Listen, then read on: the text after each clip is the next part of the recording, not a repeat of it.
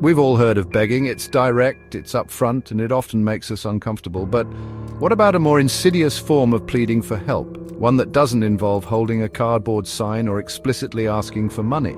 This, my friends, is the world of dry begging. It's the art of passive conning, a subtle dance of manipulation designed to tug at your heartstrings and open your wallet. Dry begging isn't about transparency. It thrives in the shadows, using veiled language and carefully crafted stories to elicit sympathy and ultimately financial gain. These individuals are masters of suggestion, weaving tales of woe designed to make you feel obligated to help. They won't directly ask for a handout, but their pleas for help will be implied, leaving you feeling like you'd be heartless to refuse. This isn't about genuine hardship. It's about exploiting the kindness of strangers for personal gain. And the worst part, dry beggars often target those most willing to lend a helping hand, the empathetic, the generous, the ones who genuinely want to make a difference. Today we're pulling back the curtain on this manipulative tactic. We'll expose the methods, the motivations, and the devastating impact dry begging can have on both the victims and society as a whole. So buckle up, because we're diving deep into the underbelly of emotional manipulation. Dry begging is a carefully calculated game that preys on our innate human desire to help others. It's rooted in the power of suggestion, a psychological principle that influences our thoughts and actions through indirect cues. Dry beggars are masters of this subtle art, planting seeds of doubt, fear, or sadness in your mind without ever explicitly stating their need for money. They know that a direct ask for cash is often met with resistance, so instead they craft elaborate narratives designed to evoke strong emotional responses. They might hint at job loss, medical emergencies, or eviction notices, painting themselves as victims of circumstance, desperately in need of a savior. This is where empathy, one of our most admirable qualities, is weaponized against us. We hear their stories, see their feigned desperation, and our hearts go out to them.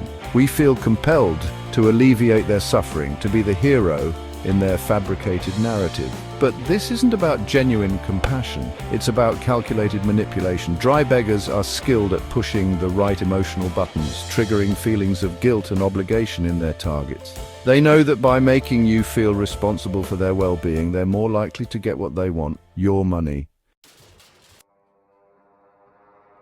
Dry begging is a nuanced art form, and its practitioners employ a range of tactics to achieve their goals. Let's break down some of the most common methods used, hinting at problems. Instead of directly asking for money, they'll subtly allude to financial woes. Phrases like, "If only I had a little extra cash," or "Things are so tight right now," are carefully dropped into conversation, planting the seed of their financial need without ever explicitly asking for help. Sharing sad stories. These are often heart-wrenching tales designed to evoke maximum sympathy. Think sick relatives, lost jobs, eviction notices, or stolen wallets. The stories are often exaggerated or entirely fabricated, but their purpose remains the same: to paint the dry beggar as a victim, deserving of pity and financial assistance. Manipulating guilt.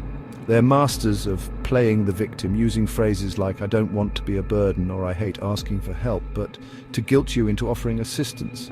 They know that by making you feel like the solution to their problems, you're less likely to say no, creating urgency.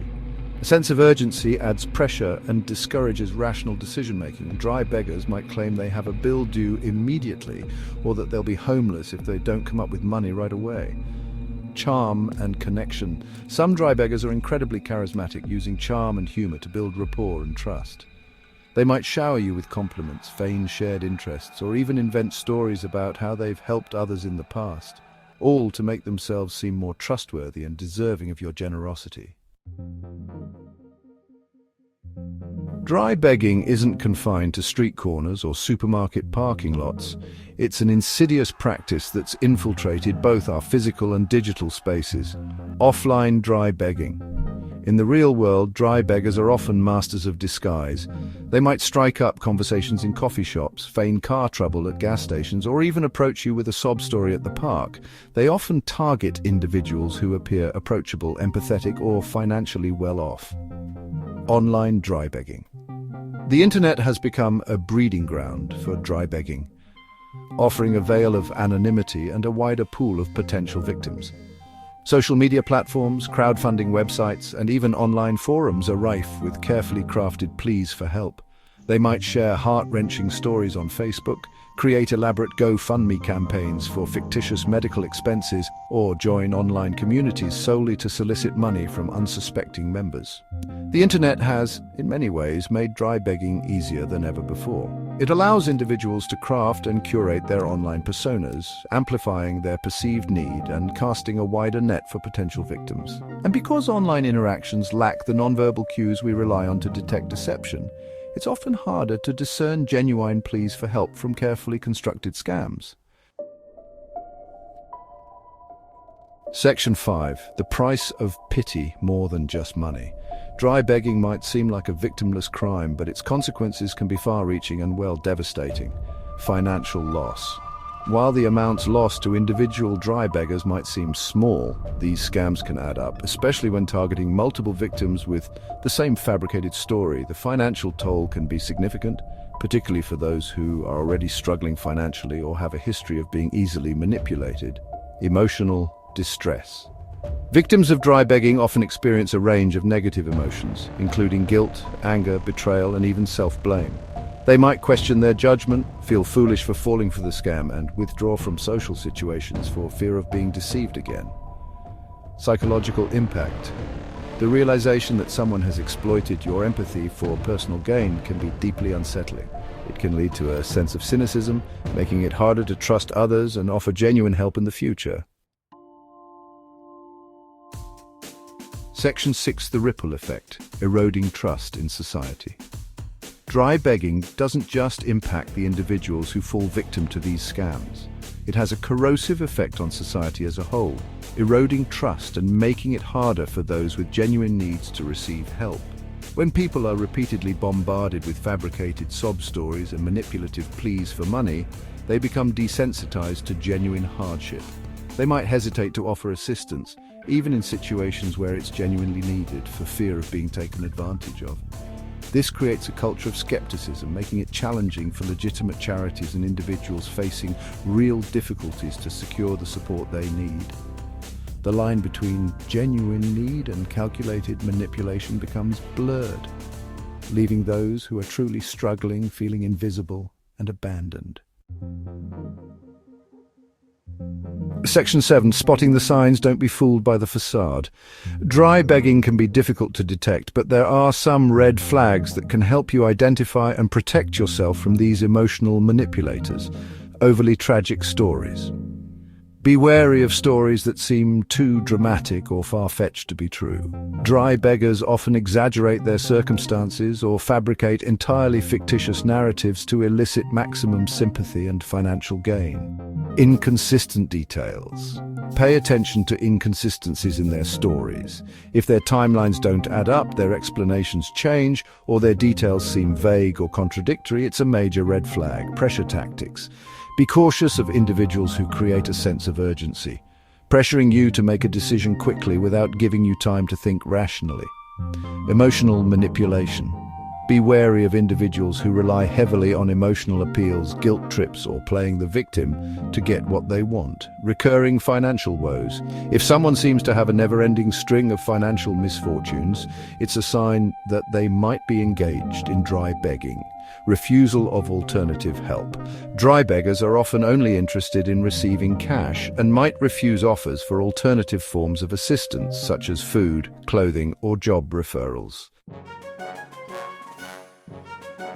Section 8. Protecting yourself. Guarding your wallet and your heart. Protecting yourself from dry beggars requires a combination of awareness, skepticism, and a healthy dose of self-preservation. Trust your gut.